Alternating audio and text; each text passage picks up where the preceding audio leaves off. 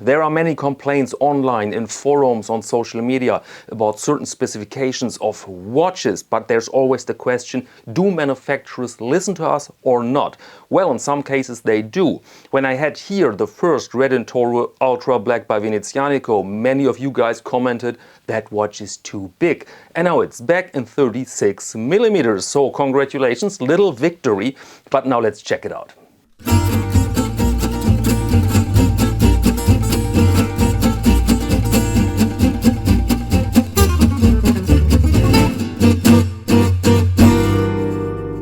Welcome to Caseback Watches. My name is Tim and our topic in this video is again Venezianico because they sent me two watches in the last parcel. And for a reason I really like to cover Venezianico because they offer decent designs, decent quality at a rather reasonable price. So basically nearly everybody can afford such a watch.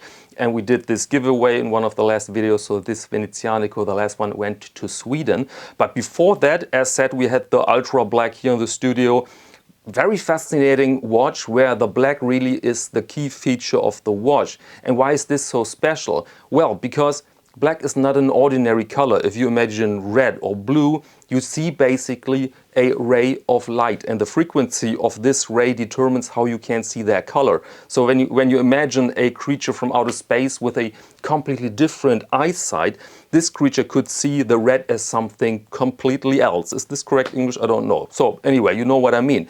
But with black it's different. Black you can create with basically every color just by turning down the light. So if you have a yellow scarf and you switch off the light, then the yellow turns in somewhat grayish color. And when you continue to reduce light, then the yellow will end in a black. And what we have here on the Venezianico is a so-called Muso black. This is basically a trademark for a certain paint from Japan. And this paint just absorbs 99.4% of light, and this creates a super dark black. And what they did right, also with a big watch, they did absolutely great, is that they really used this black. They didn't overload it with wording and functions. It's a very simple watch, very reduced logo, and yeah, therefore very convincing. But now let's stop here with the introduction. Let's go in the light box, let's check it out. But before we do this little announcement, I created something very interesting I'd love to show you in the second half of the video. So stay with me after the light box with a view of the Venezianico Redentore Ultrablack 36 millimeters. Let's do it now. There we are, and at first glance we can state, yep, this is a very dark black, Muso black, 99.4% of incoming light absorbed. So it's the same situation like you were in outer space, far away from Earth, and then you see this black, but the stars and our sun are in movement, and so then slowly things start to shine like this one here. And of course this is a spectacular sight, and this is the reason why this watch is in fact very useful. You could say it's not legible when you see this, but in reality of course you move around with the watch and then you see all these reflections on the dial, on the hands, not on the dial. And this is of course a stunning look now. You only have the Venezianico logo, these dolphin hands, very simple second hand, and the black, like a bit of a plate. So just nice. But let's go over the measurements briefly. So we have a diameter of 36 millimeter. The height lug to lug here is 44.5 and the height here 11.5 millimeters. The watch is equipped with a sapphire crystal with anti-reflective coating, which makes absolute sense because we want to see this spectacular sight here. And it's waterproof up to 100 meters. It's not a screw-down crown, but a regular crown. And inside you find the movement Venezianico uses very often. This is the Seiko NH35A with the date function, so we have a ghost position. Bit of a downside, but okay. And with the automatic here, the movement then delivers 41 hours of power reserve.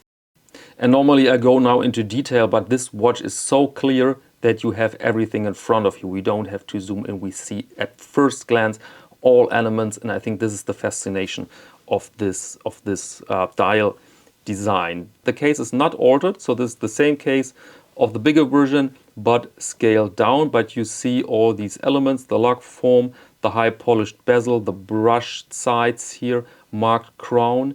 Very attractive case back. Here you see a lot of references to outer space, to the black outer space. You have this observation telescope there, or this is a satellite. I can spot some planets. Overall well done, and of course fits the theme of the watch. Operating the watch, it's an automatic movement as said, but it provides hand winding. Very simple, very easy, buttery, feels really okay, feels more expensive than this movement actually is. Then you have, as said, position 2 for the hands. There you go, we have a bit of a fingerprint here on the sapphire. There you go. This feels okay, not super luxurious, but again, this is a affordable movement that does the job.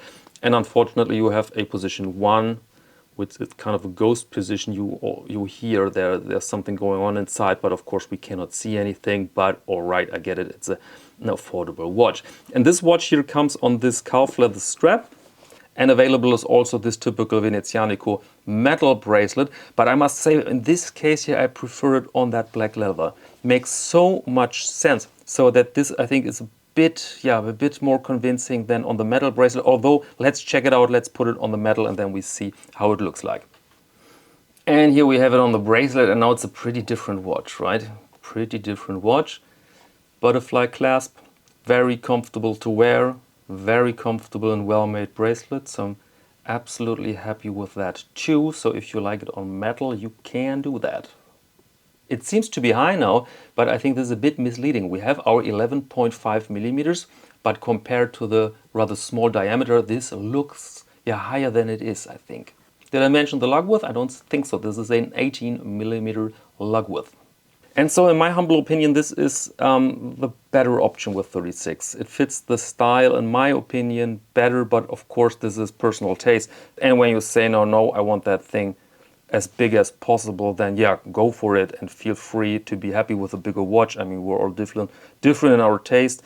And so I think it's great that we can choose now between two sizes to really squeeze out the maximum for our personal taste. Welcome back, second half of the video. I'd like to present you something I've made myself with a little help from my 10-year-old daughter. We had this immensely long school vacation. School's out this year, 7 years, 7 weeks. I felt sometimes like 7 years because it's impossible. You cannot travel 7 weeks around the globe with a kid, right? And so she needed something to do, and so I took her to the workshop, and then she could create something herself. And I designed a little green bag for her because I found it, hey, focus on the bag. There you go. I made this design for a little green bag because I had the song in mind. And then she could do some stitching and some polishing and enjoyed it, I think. And then I thought this trimming here is pretty interesting. I want to work with that too.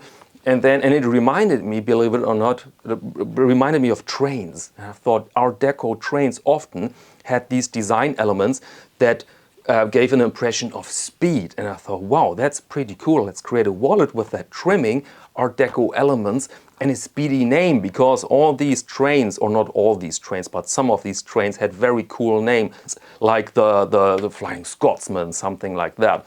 And so I thought, all right, I want a super cool wallet with the trimming, with the Art Deco connection, and it's called now the Caseback Comet. Believe it or not, Caseback Comet, here it is, there you go. Very nice trimming, indication of speed with Cobra, super high, luxurious. And I really love to show you that wallet now in detail in the Lightbox. And here it is, the Caseback Comet, inspired by Art Deco trains with this type of trimming here. As you can see, so vegetable tanned leather, hand dyed, hand polished with beeswax and a bit of oil, polished edges. And the measurements here are 12 centimeters and 9 centimeters. This is pretty much a standard for these products because you have to fit banknotes and cards inside. There you go. There you go, there you go. All these stitches are real saddle stitches done by hand. Yes, it's extremely laborious, but it offers a certain look and a certain quality because every stitch forms a little loop inside, and so it's super, super, super robust. Then you have a brass rivet here for decoration, and this red sort of trimming here is not only for decoration because you have to stiffen a bit this edge here. to avoid flimsiness of the product. Inside it's okay when it's a bit soft, but from the outside you want really sturdy quality. Here you have the Caseback Cobra, and the edges, as said, are polished with a mixture of a varnish, dark, and beeswax again, and a lot of heat to get to this smooth and nice looking surface.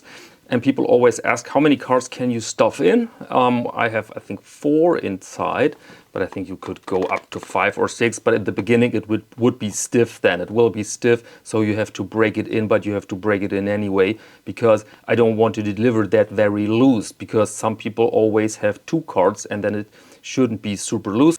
And inside you find space for banknotes, of course. This is optimized for euros, dollars, and all these standard currencies. The inside is treated with a rubber solution so that it's a bit like you've used it for several years. So at the beginning you can just start with a bit of patina inside, because it offers a nice look and a nice comfortable handling.